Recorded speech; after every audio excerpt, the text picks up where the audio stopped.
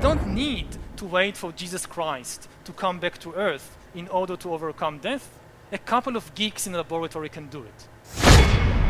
We'll have the possibility of upgrading humans into superhumans. If we are giving up on gods, but we will turn ourselves into new kinds of gods. We'll maybe acquire divine abilities through ourselves. In the next few decades, we are likely to see the emergence of non-organic life. The greatest revolution not only in history, but also in biology. In the 21st century, we may see the emergence of a new massive class of useless people. People who have absolutely no economic value. It's estimated that within, say, 30 years or so, up to 50% of the jobs in the job market will be taken over by artificial intelligence and computers. Everything from driving taxis to diagnosing diseases to even teaching. Artificial intelligence will be able to do better than humans. You have a small elite that pushes things in its own interests, even if it doesn't benefit the vast majority of the population. This has happened so many times previously in history, and it's probably going to happen again. One of the biggest dangers to the planet today is this technological utopia, because probably for the elite it will work. If bad comes to worse, then when the flood comes, the scientists will build a Noah's Ark for the elite, leaving the rest to drown, the rest of the people and the rest of the ecosystem. But they are likely to be able to construct this technological Noah's Ark, which is probably what much of the elite is counting on. Where will the new religions emerge from? Probably not from the Middle East. If you are looking for the new Muhammad or for the new Lenin, he or she is probably in Silicon Valley and not in the Middle East. This is where the new techno-religions are emerging from. Just as communism promised paradise on earth with the help of electricity and steam power, so now you see the emergence of new religions, new techno-religions that promise paradise on earth with the help of genetic engineering and artificial intelligence and computer algorithms and so forth.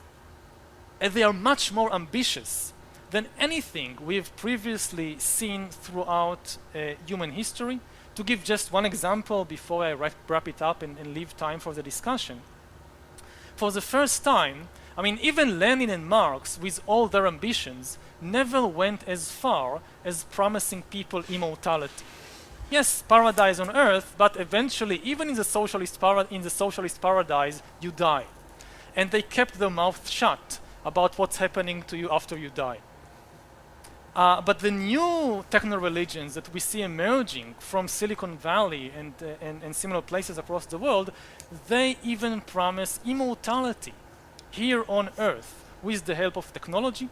For example, Google has established 2 or 3 years ago a sub-company called Calico, whose stated mission is to solve the problem of death. With all the current issues on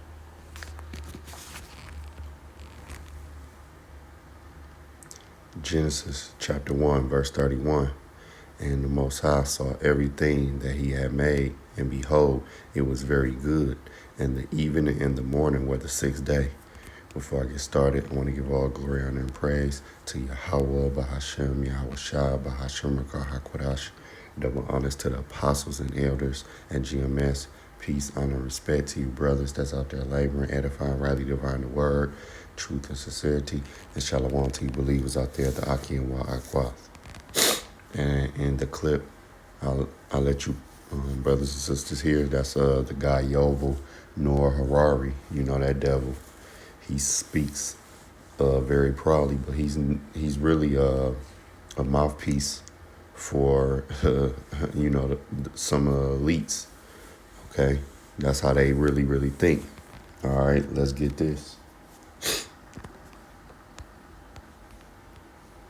Let's go to the book of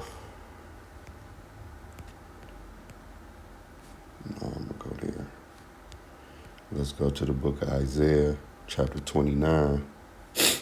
Real quick lesson, something in the spirit. I got the sniffles. All right. Isaiah 29 and verse 15 says, "Woe unto them that see deep to hide their counsel from the Lord, and their works are in the dark, and they say, who seeth us and who knoweth us?" Yeah, so you hear this devil speaking, boasting of things. And I got another video, going into the AI. All right. But the Lord, he sees and hears everything. All right. Again, Isaiah 29 and 15. "Woe unto them that seek deep to hide their counsel from the Lord." These devils, they got these think tanks. All right. They doing all type of madness, speaking all type of madness, coming up with all type of madness, and the Lord have gave them a green light for so long that they think that, this is just going to continue forever, a lot of them. But it says, "And their works are in the dark, and they say, who seeth us and who knoweth us?" All right. But when you go here to 1 Corinthians, chapter 3, verse 19, it says what? "For the wisdom of this world is foolishness with the Most High." So when you hear this devil speaking, they don't need, Yahweh Shah for immortality.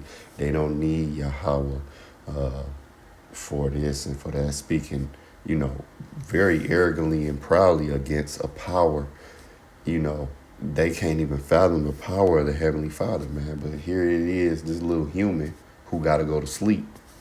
He got to go to sleep. He's subjected to get sick. He could, get hit by a car and the Lord can take his spirit. But he's saying they don't need the Most High. Some geeks in the lab could do what the Most High can do.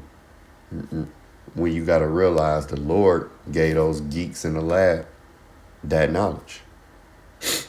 Okay?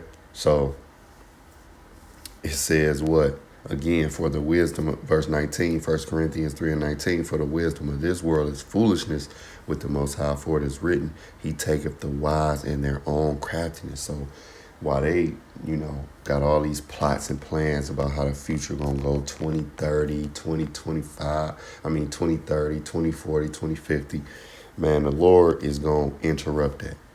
We know the scriptures tell us that. Now, he's going to be able to get off to a degree, but the Lord is going to upset that.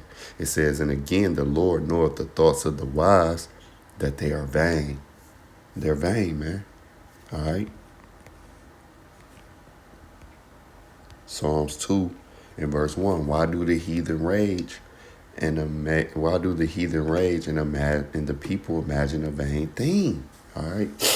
So Esau coming up thinking AI is just going to, he's going to be able to hip everybody up, merge man with machine, and that's just going to be the way of life. They're going to be able to rule. The elites, they really think they're going to be able to rule forever and ever and do all their wickedness forever and ever. That's a vain thing, man. "The kings of the earth set themselves, and the rulers take counsel." See, there go that counsel again. "Together against the Lord and against his anointed, saying, let us break their bands asunder and cast away their cords from us." Because the elites of Esau, they know who we are. They know who they are. So they gotta hurry this thing up. They're trying to create their blessing, man. Because immortality, that's for the Israelites. All right. A rulership that's going to take place forever was given to Yahweh Shah, and by default, the Israelites. Okay. That's why it says what? The devil going to come down with great wrath. That's why you see Trump moving with that warp speed, because these devils feel it, that they got to hurry up, man, with their plan, because they already know they at the end. Okay. It says, verse 4, "He that sitteth in the heavens shall laugh, the Lord shall have them in derision." All right. "Then shall he speak unto them in his wrath and vex them in his sore displeasure." All right. So, it's going to be a time where the Lord just going to come down on these devils, man. He already doing it bit by bit, but the missiles, the destruction is going to be that ultimate coming down on these devils, that third woe, man. And then it's going to be over. Once Esau power structure is done, all the rest of the heathen nations, they're going to be done as well. All right, it's going to be a wrap for them, man. So let me play this. Let me see. I want to play this video. And I'm going to just let it play. Let me see. Check While you this out. hesitate, others are mastering AI. Don't get left behind. Disappear for 1 month to become the most Inside,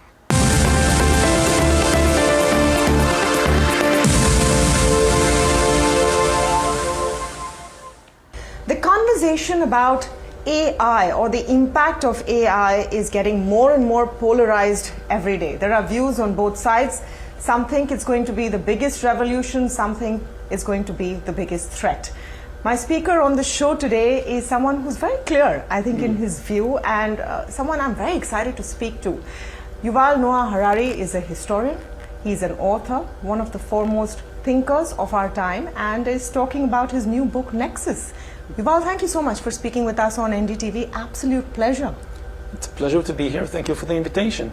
So I did a small introduction of who you are, but here's something I like to do. Yes. How would you describe yourself for our viewers?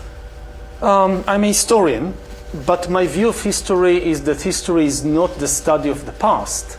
History is the study of change, of how things change. And history is more relevant than ever before because we are in the midst of the biggest change ever in human history, the AI revolution. AI is really different from everything we've seen before in history because it's the first technology which is not a tool, it is an agent. Now, every previous human invention, when people invented the stone knife or the wheel or the printing press or the atom bomb, this was inventing another tool that makes us more powerful. Now we can do this, now we can do this. AI is not a tool. It is itself an agent, which means it can make decisions by itself, it can invent new ideas by itself. An atom bomb could not decide what to bomb. An AI weapon can by itself decide what to bomb, who to kill. An atom bomb could not invent the next generation of bombs. Like the atom bomb could not invent the hydrogen bomb. AI can invent new things, including the next generation of AI. So we are now creating something which might be potentially more intelligent than us, that might escape our control. So I just want to stop it real quick. You hear what he's saying. AI is going to be able to invent things, whereas, you take the wheel or the atom bomb, it couldn't create the hydrogen bomb, and certain things that, that was invented, it couldn't invent things.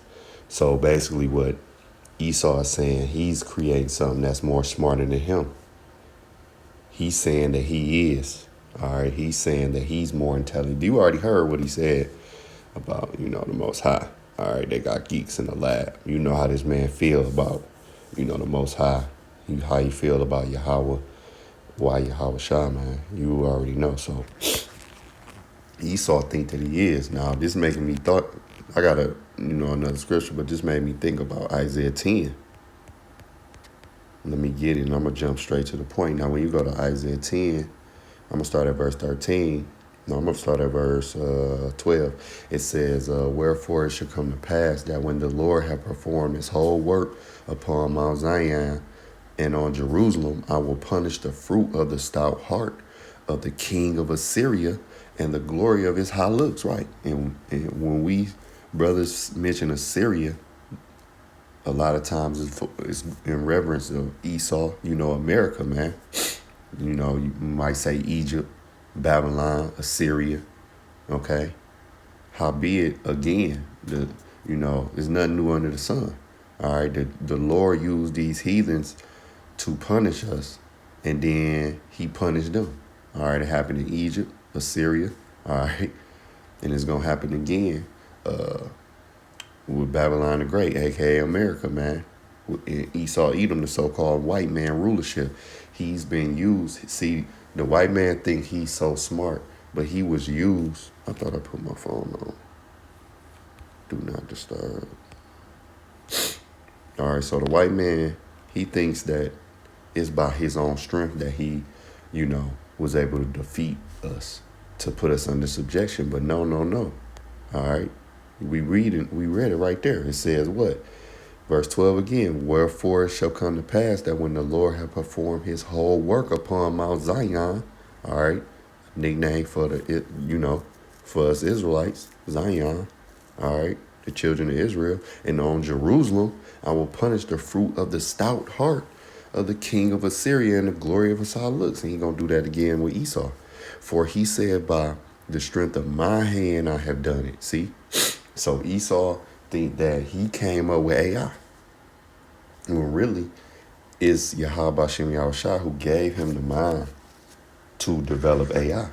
All right? Even AI is a creation of Yahweh Ba'ashem Yahushua. It's not a creation of Esau. But he think he created AI. And by my wisdom, for I am prudent, and I have removed the bounds of the people, and have robbed their treasures, and have put down the inhabitants like a valiant man. Right. Esau think he was able to put us on cargo slave ships by the strength and wisdom of him. No, it was a punishment. See, it was all a punishment. Other than that, he would have never been able to accomplish it. So, just like we're going to be given power, we're going to be given spiritual power. We're going to be given the power to put these heathens under our foot, man, by Yahweh, by Hashem Yahushua. All right, when Yahushua come and break the chains and we are freed, we're going to be given power. It's not going to be from our own strength. We're going to be given that power to rule, given that power to how we going to live in the kingdom. We're going to be given authority. We're not going to conjure it up on our own, okay? So let's go back to the video. And start making decisions about us and changing the world in a way that we don't understand. You know, it's already beginning in so many different ways, like you apply to a bank to get a loan. Previously, it was only human beings who could decide whether to give you a loan or not. Now, increasingly, in many banks, it is an AI deciding whether to give you a loan or not. And you see where he's going with it? So, you know, you apply for a college, you apply for a loan. It's no longer going to be, you know, Dan, Susie, or whoever. No, it's going to be AI, and it's going to be cut and dry. They show you that in the movie Elysium. Who was that? Matt Damon. He was sick. They gave him them pills, and he was like, oh, I want to talk to somebody. We go through that now. You know, you might call, you know, customer service somewhere. And at first, it's never a person that pick up. It's always you speaking to some type of, you know, AI or what do they call it? Some automated voice. And then you got to go through the motions, and then you get a real person. Okay. But this is where they're going with it. And the future, if it keep going, you're never going to get a person. So you're going to call customer service, and you're never going to be able to get that person. It's always going, and you already know when you deal with these automated voices, it's nothing like a human being. Number one, a human being have feelings, man. All right. So you can get a loan. You might walk into a bank and was talking to the teller or whatever, talking to the banker to get a loan, and you might have talked to them and persuaded them to help you in a certain type of way to get a certain type of loan, whereas AI is going to be like yes or no. You either going to fit the bill to get the loan or you not. See, the feelings is going to be gone. It's going to be about the data, what they got. Okay, this your credit score. This is where you employed. This how much money you projected to make. Yada, yada, yada. Nope. It's not going to be like a real person where a real person might be able to pull some loopholes and work with you and hear your story and all that. Nah, that's going to be over with, man. This is where Esau wanted. Okay, this is the world that he wants. But he's not going to be able to he's not going to be able to get that world, man. He might be able to get a little of it for a second, but nah. This will happen more and more in universities, in government offices. People sometimes have this science fiction idea that the danger of AI is the big robot rebellion. Like one day the AIs will try to take over the world. It's unlikely to happen. The real threat is that we will have millions and billions of AIs, these new super intelligent agents everywhere, as AI bureaucrats in the banks, in the hospitals, in the government offices, in the militaries, making more and more decisions about us, changing the world with new ideas that we cannot understand, and we will lose control over our lives and over the future. Just to take that point forward, and I'll pick up the example on banks. Yeah. And then we can see what the argument for is. Some would argue that the bureaucracy, as you describe it, and in the context of banks, is currently inefficient. Yeah. If you have the right parameters, then this AI decides who to give a loan on for the right reasons. Yes, absolutely. You have less bad debt. You don't have a possibly corrupt banker giving loans to a company for a kickback. Or a relative, and you cut that out. So, I mean, what? Yeah, that's how they're going to sell it to you about getting a loan but no, it's not going to be, no, it's going to be the average everyday citizen that's going to be getting denied. All right, you go in there, you try to get a loan, it's going to be a wrap for you, man. About that side of the argument? I'm not saying that AI is bad. I'm just saying it's a very big change. There are many arguments in favor of AI. It could revolutionize banking in a positive way. It can revolutionize healthcare. With millions of AI doctors, so many people can't get a doctor. Yeah. So if you have millions of new AI doctors, it could create the best healthcare system in history. So even before we get to the judgment, is it good, is it bad, just to understand the magnitude of the change, that for Yeah, you go in the hospital, AI doctors. Again, that movie Elysium, they gave him the pills, and he was like, oh, I need to talk to somebody. And the AI, no feelings, just like, no, we giving you a medicine. I forgot how it went, but basically, with this AI, man, it's going to cut out the feelings. It's going to cut out all of the small talk, really. You're not going to be able to just think about how it is when you call customer service at first. That's how this is going to be, okay? And you're going to have an AI doctor, and they're going to tell you, they're probably going to scan your whole body, tell you what's wrong with you, give you something, and that's going to be that. They're going to move on. It's not going to be all these feelings involved, Or they might come in there, they might scan you, oh, you ain't got the C-hip. Don't even think about it if you got the C-hip in Esau world. They might scan you, oh, you don't got no insurance, get out. They might not give you nothing. It's going, this the world that Esau wants, man. All right? That's why, man, the Lord, hey, man, the Lord got to save us. Because if not, man, this man would he's already running a madhouse. But if it wasn't for the Lord coming back, man, Esau would, man, you don't even want to think about what the next 20, 30, 40 years would be like. You know what I'm saying? And speaking as a man, I don't think we got that much longer. But before the Lord comes, what I'm saying, but just imagine if Esau had another 100 years.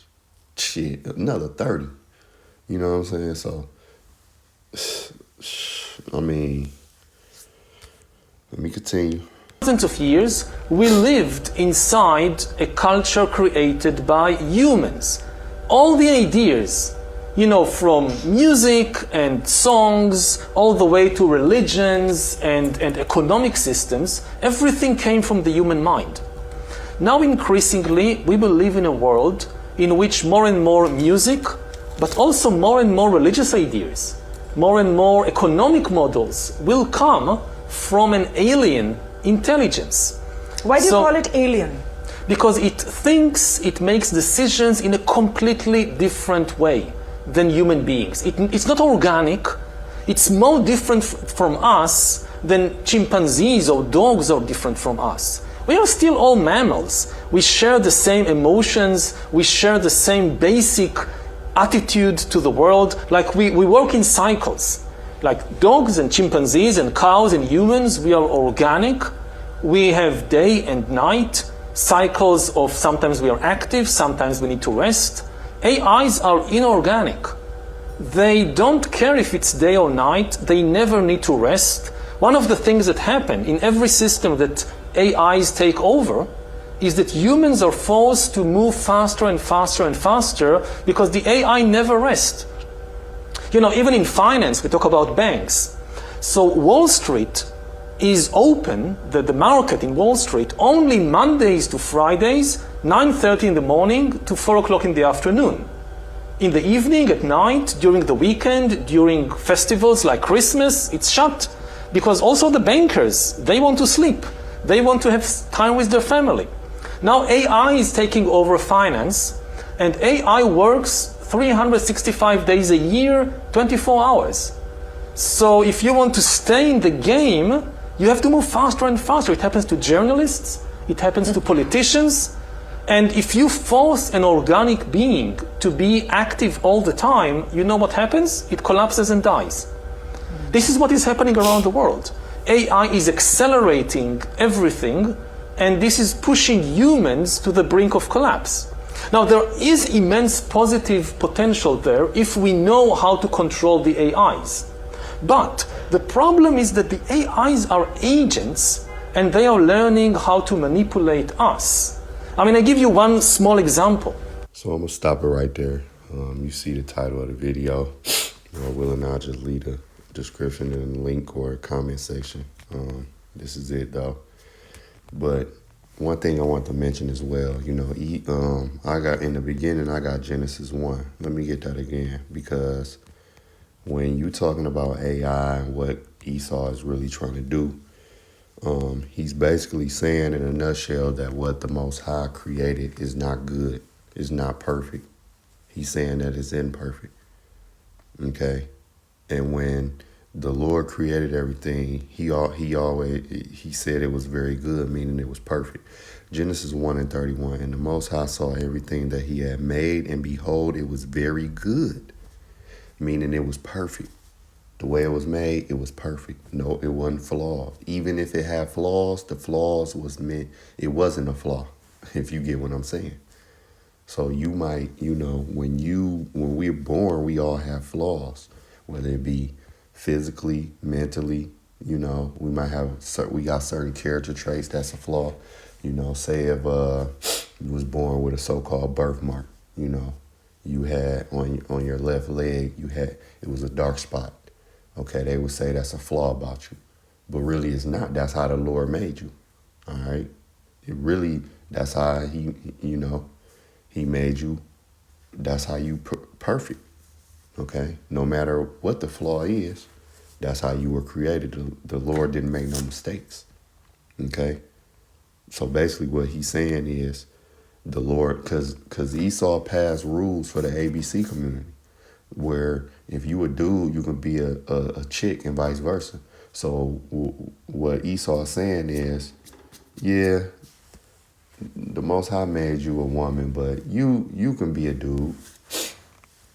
Because those people are really saying that individually. Really, if you go get a sex change or something like that, what you're saying is the Lord didn't make you perfect. Okay, if you came out a dude, your name is John, now you want to be, you know, Jennifer. You know what I'm saying? No, that's basically what he's saying. So let me get this and close out.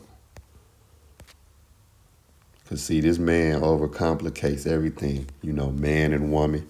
Man and woman was meant to come together. That was, the Lord made that perfect. When a man and woman come together, what happens? They bear children. They get married. They can bear children. If two dudes or two women they can't do that. No matter what they say, oh, you see these, especially these celebrities, you know, it'd be two women like the brat and her so-called wife. They having a baby. No, but what did they have to do? The brat had to be injected with semen from a man. You know why? Because that's the natural order of it. She was supposed to be with a man and their baby. So whoever that woman is she with, that's not her baby. It's that man's seed in the brat's baby. That woman she with she don't have a baby. Two women can't have a baby with each other, just like two men can't. You'll see two men, oh, this is our son. Nope. What had to happen? Naturally, one of them had to artificially inseminate or sleep with a woman, and the woman had to have a baby. All right. So that's that woman and that dude's baby, man. All right. The Most High made her brothers going into it. Like you got crawfish and oysters. They're natural filters. All right. But people, what? They eat it up. Just like the pig. The pig eats certain things. You have natural cleaners of the ocean. But Esau, he got to do all these things. Oh, we putting $1 billion to save the oysters and all. No, man, if you just, like the brother said last night, if you just leave stuff alone, okay? The Most High made everything perfect. And let's get it. Ecclesiasticus 42, starting at verse 19. I'm gonna start at verse 21, Salakia. It says, he have garnished the excellent works of his wisdom, and he is from everlasting to everlasting. Unto him may nothing be added, neither can he be diminished. And you see Esau try to add things and try to diminish things, man. Overcomplicating. This is why he's going to be destroyed. But the Lord got him in that trick bag. And he have no need of any counselor. Who going to counsel the Most High? Nobody. You can't go, oh, I think you should be doing this way. No, man. In verse 22, oh, how desirable are all his works, and that a man may see even to a spark. All these things live and remain forever for all uses, and they are all obedient. All right. Everything works. Even you might not like a roach, but it got a purpose. You might not like, centipedes. They got a purpose. Spiders, they have purpose. It's just not, you see a horse, and you just know, okay, their purpose is to do this, or a cow, or no, even little things that you might, be squeamish at. They have a purpose. Like I said, a roach. The average person don't like roaches. You know what I'm saying? Especially in any house. You be like, oh, snap. But that roach have a purpose. It may not be to invade your home, but it has a purpose in the grand scheme of things, man. Okay? It says, verse 24, all things are doubled one against another, and he have made nothing imperfect. The Lord didn't make nothing imperfect. When he created man and woman, it was for a reason. All right? And the way that we're fashioned, men fashioned to go out, work, do certain things, women fashioned to be nourishers, homemakers. Even when a woman, think about it, when she have a baby, she has 2 breasts and they fill with milk. All right? To what? Feed and nourish the baby. Men don't have that. No. We wouldn't purpose that. Just like the woman don't have a penis. She don't have semen. We have the seed. Everything works in obedience. So, oceans is certain things. In the ocean is certain fish that we can eat. Like the dietary law, again. It was the Lord set the dietary law for us because he know how he created us. So when he said, don't eat a pig, don't eat a dang raccoon, don't, you know what I'm saying? It's for a purpose. The Lord had natural cleaners in the ocean. He had natural cleaners in land, natural cleaners for the air. All right. Esau got doing something where it's called deforestation. All right. But it's certain trees, matter of fact, help with air, man. All right. The trees cleanse the air. I remember I had a fish tank, and when I started putting natural plants in there, the clean water lasted longer versus when I had the fake plants. I would see the water, it would be less clear faster. When I started putting them natural plants in there, man, that water be crystal clear. You know what I'm saying? So the Lord made everything perfect, man. You just gotta, hey, man. That's why I'm gonna hurry up to Yahshua. I'm gonna say, get into things, all right? And that's, hey, the more you research on certain things, you be like, wow, So let me read this again. Ecclesiastes 42:24. All things are double one against another, and he hath made nothing imperfect. So, Lord willing, this is edifying to the next lesson. Shalom.